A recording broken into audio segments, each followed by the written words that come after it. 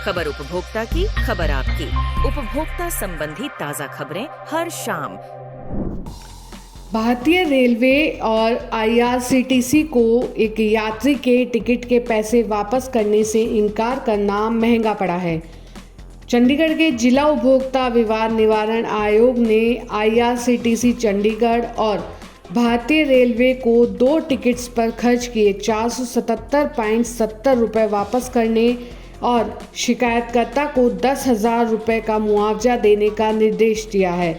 दरअसल चंडीगढ़ के शिकायतकर्ता ने बताया कि उन्होंने 477.70 रुपये के 2 रेलवे टिकट बुक किए थे, लेकिन जब वह ट्रेन में सवार होने के लिए स्टेशन पहुंचे तो उन्हें अपने मोबाइल नंबर पर एक संदेश मिला जिसमें कहा गया कि तकनीकी कारणों से ट्रेन गुड़गांव नहीं आएगी।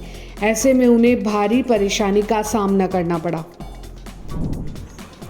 भारतीय विज्ञान संस्थान बेंगलुरु में BIS मानकीकरण चेयर प्रोफेसर की स्थापना के लिए भारतीय मानक ब्यूरो ने IISc के साथ एक समझौता ज्ञापन पर हस्ताक्षर करने की घोषणा की है।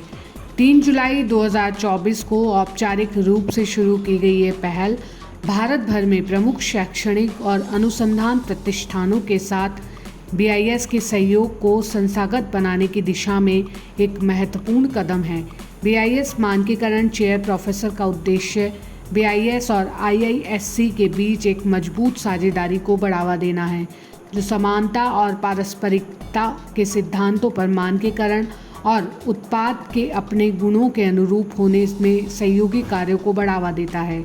यह सहयोग मानकों के निर्माण में सक्रिय शैक्षणिक भागीदारी को सुनिश्चित करने और भारतीय मानकों को पढ़ाने को अकादमिक पाठ्यक्रम का एक अभिन्न अंग बनाने के लिए एक रणनीतिक कदम है। ऑफलाइन और ऑनलाइन दोनों मंच सहित बाजार के बढ़ते क्षेत्र को ध्यान में रखते हुए उपभोक्ता मामले विभाग भारत सरकार पैकेज्ड वस्तुओं के लिए एक रूपता स्थापित करने के उद्देश्य से विधिक माप विज्ञान नियम 2011 में संशोधन करने पर विचार कर रही है।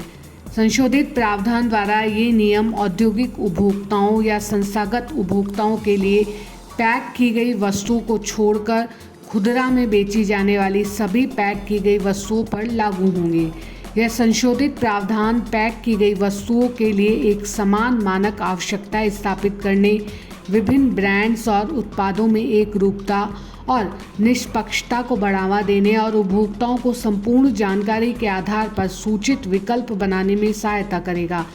विभाग 29 जुलाई तक इन 15 दिनों की अवधि में हितधारकों से टिप्पणियां आमंत्रित करता है।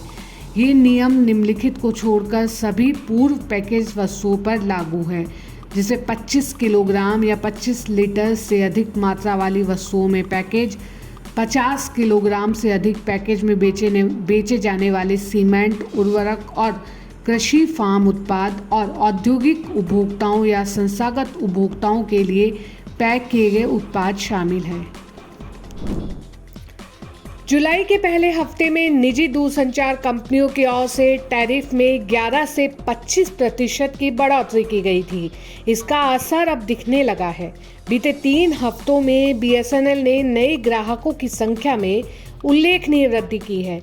जैसे जैसे जियो, एयरटेल और VI ने अपने टैरिफ बढ़ाना शुरू किया था, वैसे वैसे BSNL में नए ग्राहकों की संख्या जुड़ती चली गई। इसका मुख्य कारण जियो, एयरटेल और वोडाफोन आइडिया द्वारा टैरिफ में की गई बढ़ोतरी ही माना जा रहा है। दरों में बढ़ोतरी के कारण सोशल मीडिया पर तीखी प्रतिक्रिया भी देखने को मिली थी, जिसमें बायकॉट जियो और BSNL की घर वापसी जैसे हैशटैग ट्रेंड कर रहे थे।